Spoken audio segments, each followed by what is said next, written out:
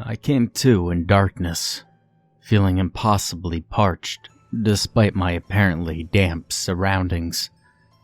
I couldn't see anything, and upon reaching up to feel for any obstructions to my eyes, my hand made contact with cold, damp wood, mere inches above my laying body. Immediately, I felt the panic worm its way into my thoughts before another realization hit me. I'd not yet drawn a single breath, yet I felt no desire to inhale. Like the need for oxygen was no longer a concern for my body. Feeling around, it seemed I was inside a wooden container of some kind, but with absolutely no light whatsoever. I felt something crawl over my right shin, and I reflexively jolted my leg in an attempt to scare off whatever crawling creature was in here with me. Either I had squished the thing, or it had retreated as I felt its touch no more. Without breathing, apparently being necessary now, I was able to calm myself a little, but the fact remained that I was trapped inside an incredibly small and cramped space with no light whatsoever to view my surroundings. The wood felt moist and spongy, like it had been left out in the elements for months, and I began to pluck and peel away small fragments of my new prison. I continued like this for a while until I broke through, forming a small hole above me, from which something spilled out and onto my chest. I scooped up some of the stuff, seeing if I could identify it, and upon bringing it to my nose, I realized it was wet soil. It hit me then like a falling anvil that the only explanation for my current predicament was that, through some forgotten misunderstanding, I had been buried inside a wooden casket. The panic and fear tore back through my mind with a vengeance as I began desperately clawing away at the coffin lid above me. As before, it was not difficult to disassemble due to its seemingly poor condition, and after a while, I had formed a hole large enough for my arm to reach through, allowing me to grab the edges and rip it downwards to widen the hole. More dirt poured on top of me as I did this, but again, I felt no need to breathe, so it did not worry me too much. My imperative was escaping from this horrible tomb I had mistakenly been buried in. Over time, the hole was large enough for me to gradually begin sitting up, digging away at the earth above me to make room for my head and torso. I felt worms and insect larvae squish between my fingers as I ravenously scraped away at the dirt. And finally, I could see a point of cold moonlight peeking through the surface, leading me to forcefully push myself the rest of the way out. Something must have laid turf over the grave, as the grass roots were noticeably tough to tear through. I hauled myself out of the ground and took a moment, resting on my hands and knees. Not a moment to breathe, as I did not need to, but to collect myself. It was then I saw something truly shocking. Looking down at the ground, between the two arms that supported me, my hands and arms were terribly rotted, dirty yellow bones visible underneath blackened, oozing flesh. Strips of desiccated skin hung like torn fabric from my limbs, sporting a wide array of colors ranging from dark green to purple. What the hell had happened to me? Physically, I felt fine as one can feel after just escaping a buried casket, but the sight of my own putrefied flesh triggered my gag reflex, despite my lack of a stomach to purge, which had since decayed and became worm food along with most of my other internal organs, leaving a cavernous void in my chest and abdomen. I must be dreaming, I thought. Firstly, how was it possible that I was alive and conscious, given the state of my body? Secondly, had I actually died at some point, and through some otherworldly force, been raised from the dead? With that second thought, I turned to see the grave I had just vacated. Robert M. Pilford, loving husband and father to 3, 1949 to 2017. I did not have a wife or kids, at least from what I can remember, and if my memory served me correctly, my name was David Rusthall. This was not my grave. Confirming my suspicions, the grass had long since reclaimed the soil under which I had just been laying, instead of turf, as I had thought previously. And just then, I heard a wooden clatter somewhere behind me. I turned around to see an utterly mortified groundskeeper, frozen in the truest raw terror he had ever experienced. He stumbled backwards, abandoning his dropped broom and breaking into a life-or-death sprint, vanishing into the night. Well, that's just great, I thought.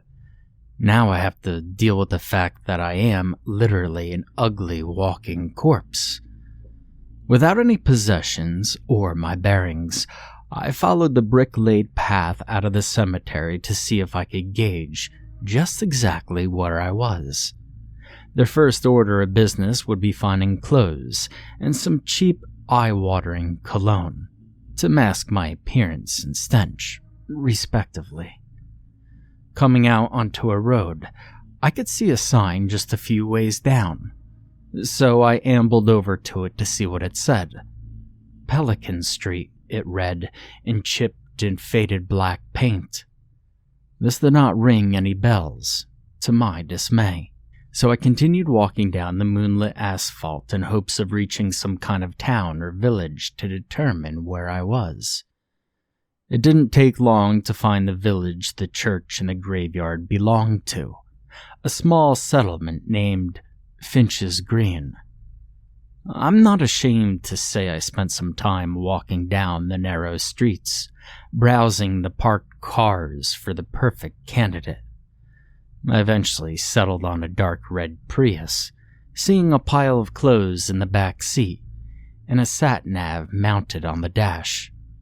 I was going to attempt hot-wiring the vehicle, but the owner had left the keys in the ignition. Well, serves you right. The clothes were baggy and hung limply on my gaunt, wizened stature, but they did the job of covering my skin. While I couldn't find any perfumes or deodorants, there were some air fresheners in the glove box. Those pine tree-shaped ones, which I stuck in the clothing to help with my putrid body odor. I started the car and drove a ways out of town before stopping to switch on the sat-nav. I needed to press considerably harder on the screen, given the non-intactness of my fingers, leaving dark brown smudges. But after punching in my address, I was surprised to find I was only a 45-minute drive away. Not sure why I was surprised. I just expected to be further away, for whatever reason. During the drive, I pondered on a few things.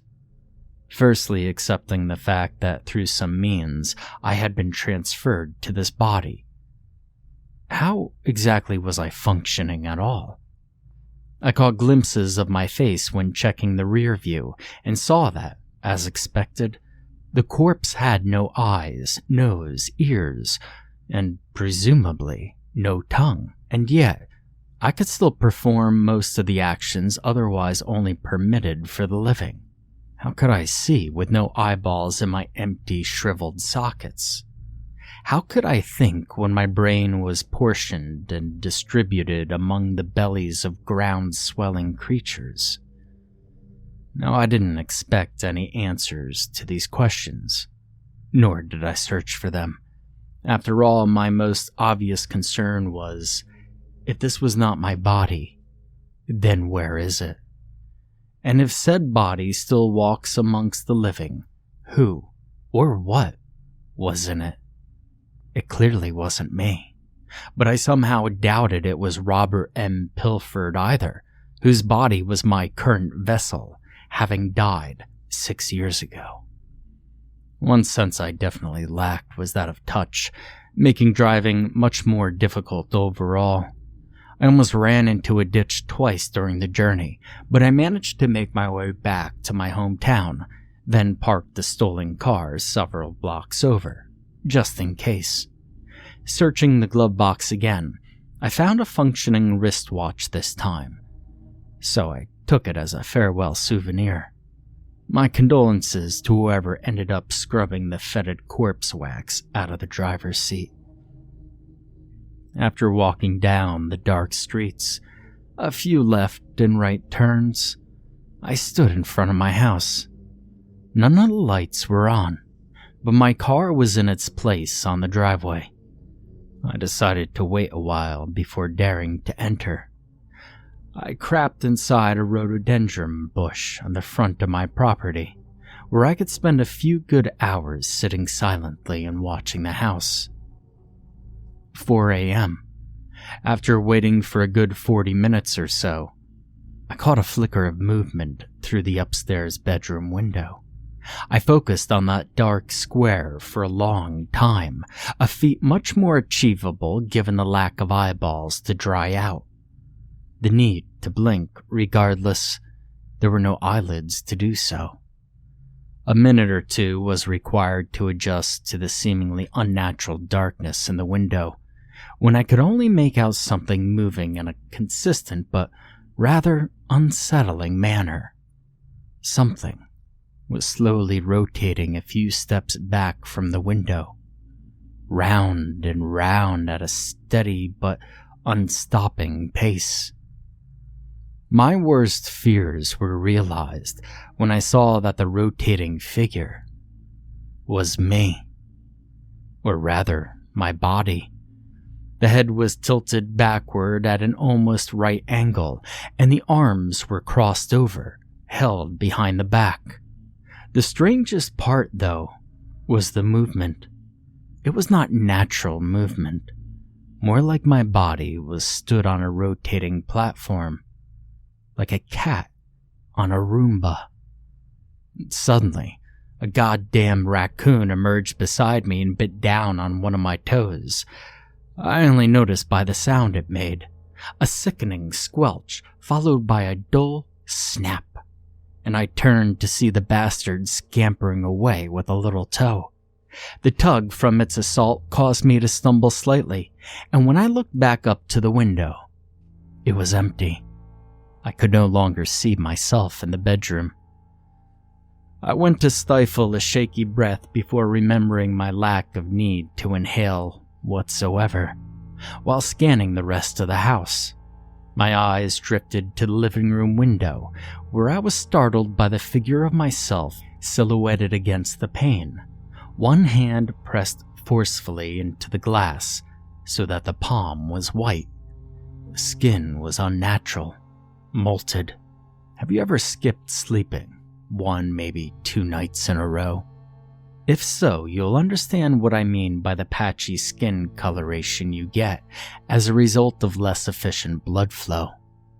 The skin looked like that, but instead of reds and purples, it was a concerning mix of bruised black and ghostly white. I could see flickering movement where my head would be, but the darkness obscured most meaningful details. If my eyes, or sockets rather, did not deceive, it looked like the head was violently twitching from side to side, pivoting on the neck in frightful, unnatural arcs.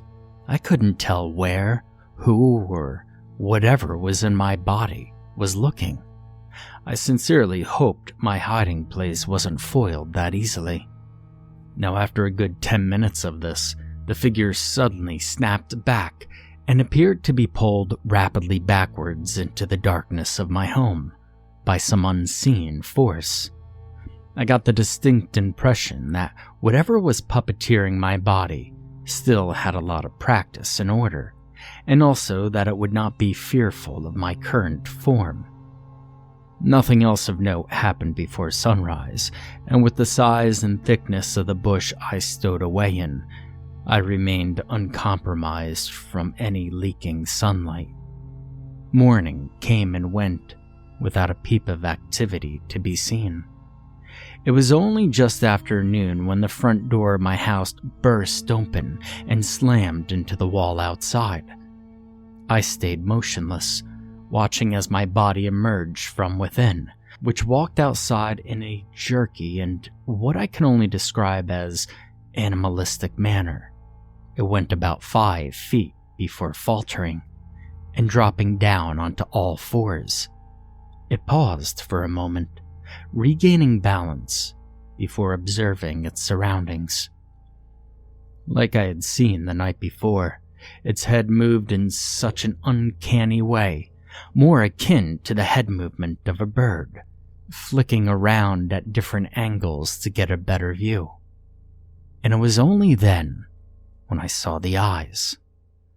Instead of full, complete eyeballs with irises and pupils, there was instead a dark, burnt hole in the front of each eye. Literally, as if red-hot fire irons had been plunged into them, leaving charred pits in their wake. Just then I realized something. Could it smell me? And if it were to pick up on the sickly sweet stench of decay, was this thing aware I had been sent to live in a body since expired? I'd hoped that the clothes and the air fresheners were sufficient, but the brown fluid seeping through the fabric suggested otherwise. It didn't seem to notice, and relief flooded me.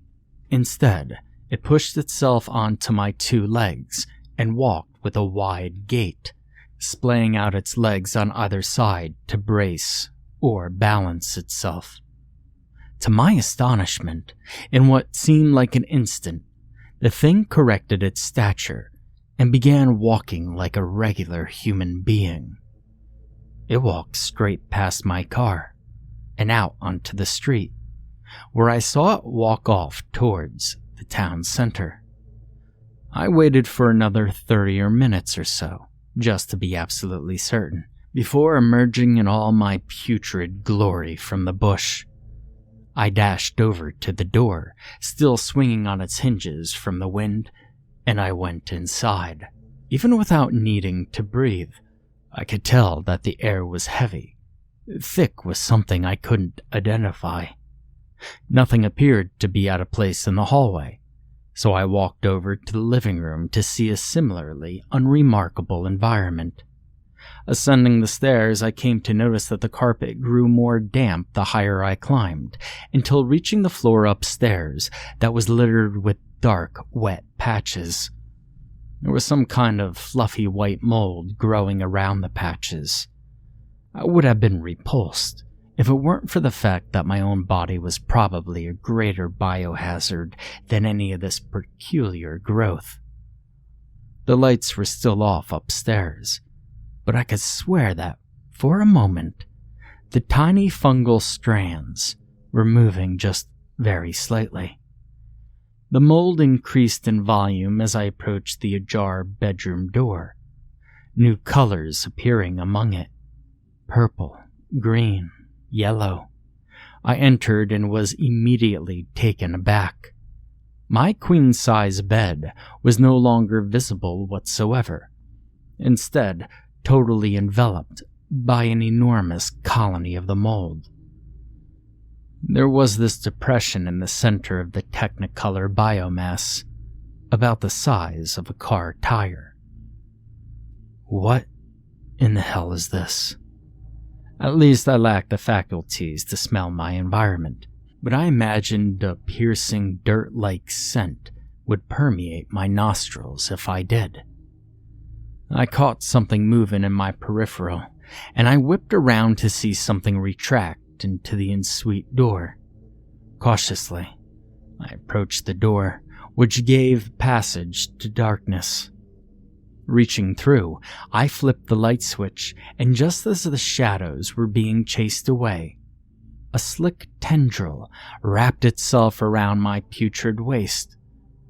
It must have not liked the taste, because it quickly tore itself away from me, twitching in disapproval before retreating behind the shower curtain. If the bedroom was Mold Town, then the bathroom was Mold City Central. Further toward the back, the original walls and bathtub were entirely submerged in the stuff, which I could now see with certainty was writhing at a microscopic level. It made my mummified skin crawl. With a morbid grimace, I pulled back the shower curtain and recoiled in utter shock. A gaping hole bore through the back wall and extended into the darkness. Great mycelium roots grew far into the hole and out of view. What brought my attention was the fact that what had originally been the bathroom wall bordered with the guest bedroom. The walls were less than a foot thick, so how was this hole possible? I went to check in the guest bedroom, and sure enough, nothing. The wall, past which was the bathroom, was fully intact. Confused, I returned to the bathroom and stared into the squirming hole, questioning the impossibility of its existence.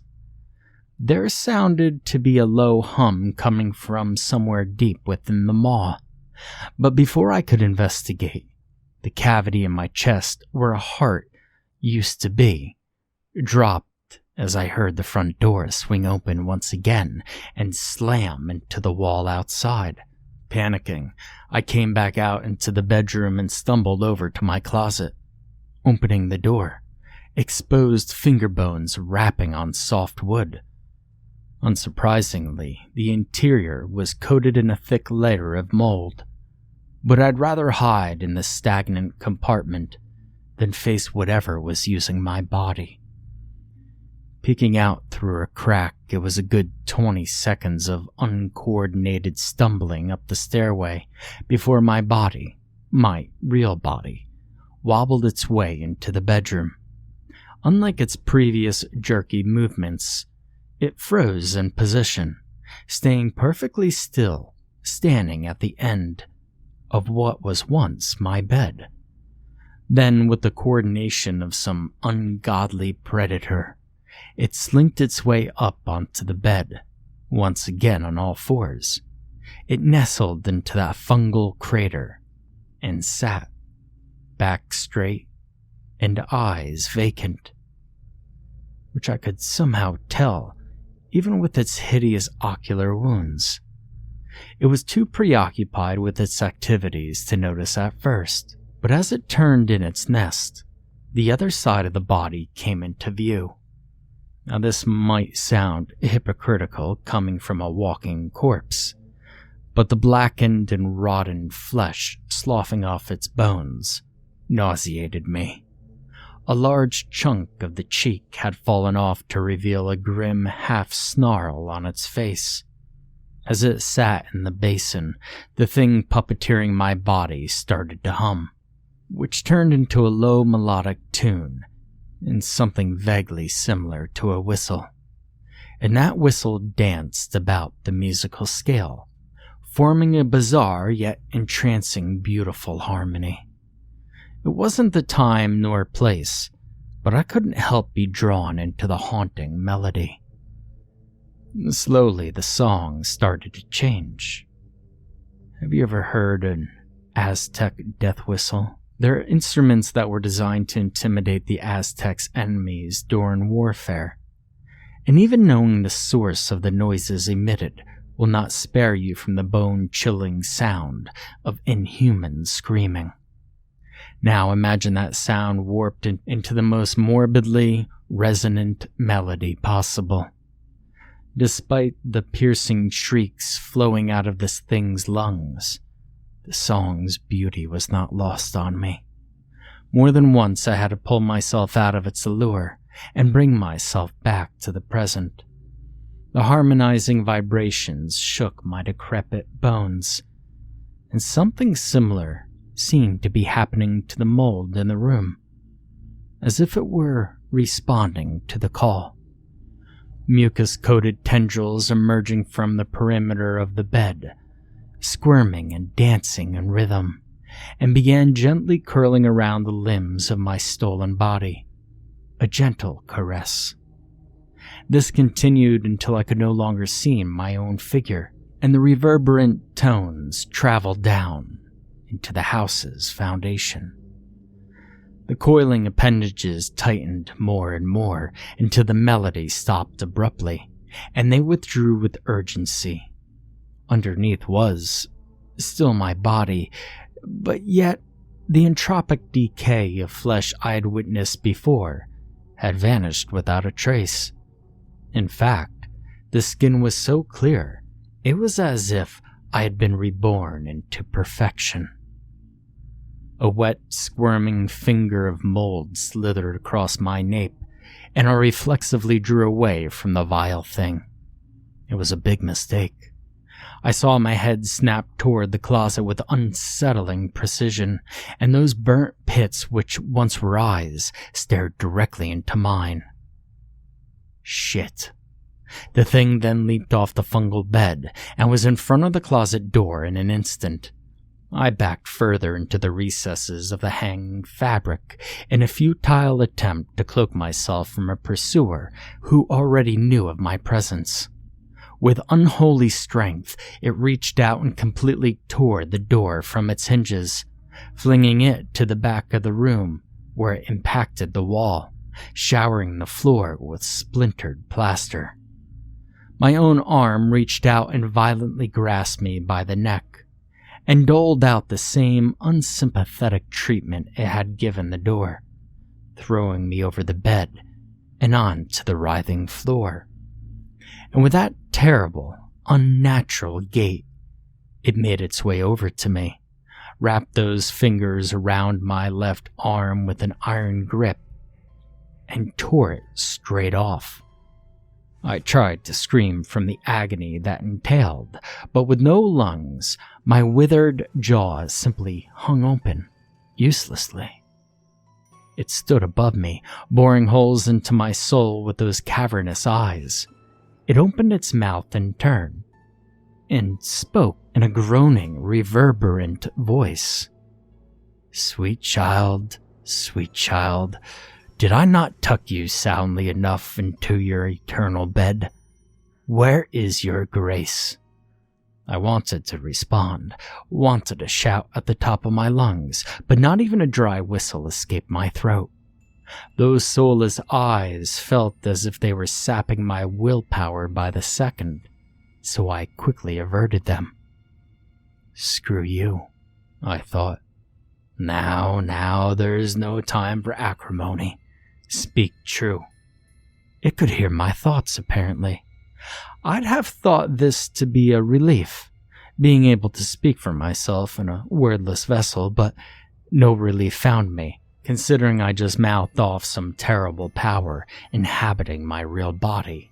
It took a moment of this being standing over me, unmoving, for my mind to slow down a little and dilute the morbid thoughts racing through my head of what might happen to me if I stepped out of line again.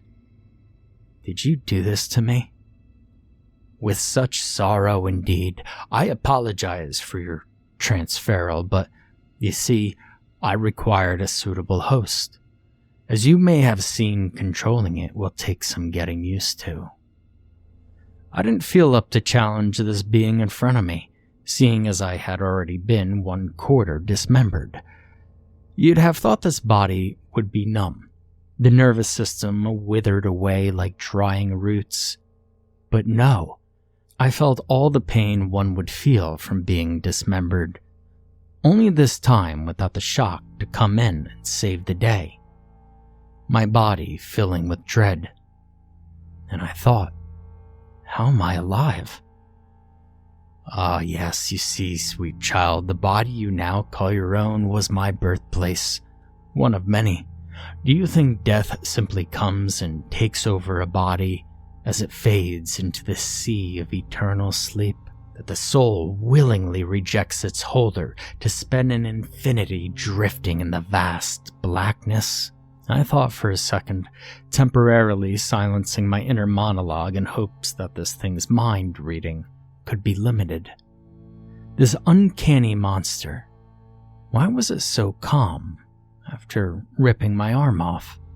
In fact, I feared its tranquil nature even more than I had seeing its previous behaviors. Yes, death comes to all. It's a natural part of life. Oh, how you're wrong. It is I who claims the cold flesh of the dead in defiance of the soul, and inhabits your bones long after they have crumbled into dust. It is beyond my purview, though. I have not been here from the beginning. No, there was a time when death was not yet bound with life, and all things lived without end.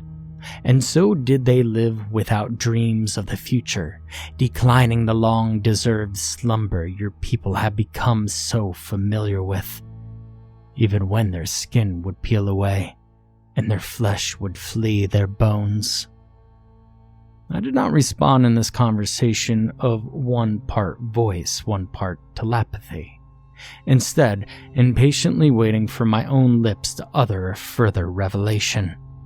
I could not bear sitting in silence underneath the entity, but its words unexpectedly calmed me, if only a little, like it was casting a spell or something. Ironically, this contradictory feeling only added to the ever-growing heap of panic welling up inside of me. But, as you have experienced this day, laying beneath the dirt, companion only to beetles and worms, it can grow so very tiresome. I do not know if there's a creator of this world, but if so, I curse its existence. To beget an endless consciousness to inhabit all the dead is a spiteful thing indeed. Do you understand now? Are you one, or are you of many? Well, I am both. One whole divided and bestowed amongst the millions upon billions of corpses left in the wake of life. You must be able to see but a shred of justice in giving myself something to experience other than endless darkness, no? Again, I held my imaginary tongue. I had no reason to trust this being's words, but the cold truth implied did not fail to make me shudder. I felt like a child, learning from a teacher or parent about the world for the first time, and I inadvertently began to believe it. And so you see, a living soul can never be my neighbor, just as darkness cannot remain in the presence of light, though both require the other to have meaning. That is why you find yourself in this body. My absence is what allows you to live. Utterly defeated, I bowed my head, allowing it to roll lifelessly around my brittle vertebra. This thing was death incarnate. Regardless of its suffocating presence, how could I not show gratitude to that which saved all from the torture of life unending? Come, sweet child, and take my hand. You have made it thus far, so I shall give you a choice. I can bestow true death upon you, and return you to the grave. Or I can breathe into you life anew. Life? I choose life. Jesus, I choose life. No, Jesus. The only miracles you can pray for are my own. I then felt warm fingers gently interlock with my remaining hand, and I was pulled up from the floor and onto my feet. I was softly guided toward the seat in which death had defied itself. Entranced, and I curled onto a fetal position instinctively. Death then spoke the last words I would ever hear it utter. I hope this decision will bring you happiness for the time before my return. Death then began to sing in that haunting tone, playing my vocal cords like a master violinist. I felt the squirming around me and those repulsive tendrils emerging once again, snaking over my body and slowly covering it. Darkness smothered my existence as I lay embraced in an uncomfortably comforting warmth. Before the light was totally chased away, the singing stopped, and the last thing I saw was my body turn and walk toward the bathroom door. I awoke feeling well-rested and serene. In fact, I had never felt better in my life. I looked around to see that not a single strand of mold remained anywhere in the room, and I sprung off the bed and into the bathroom, remembering the terror I had experienced the day before. Spotless. Nothing indicating anything had been here at all, not even a single blemish on the wall tiling. I came close to chalking it all up to a nightmare, until I turned to leave and caught sight of myself in the mirror. Not my own. No. It was a stranger's face that greeted me. A stranger named Robert M. Pilford.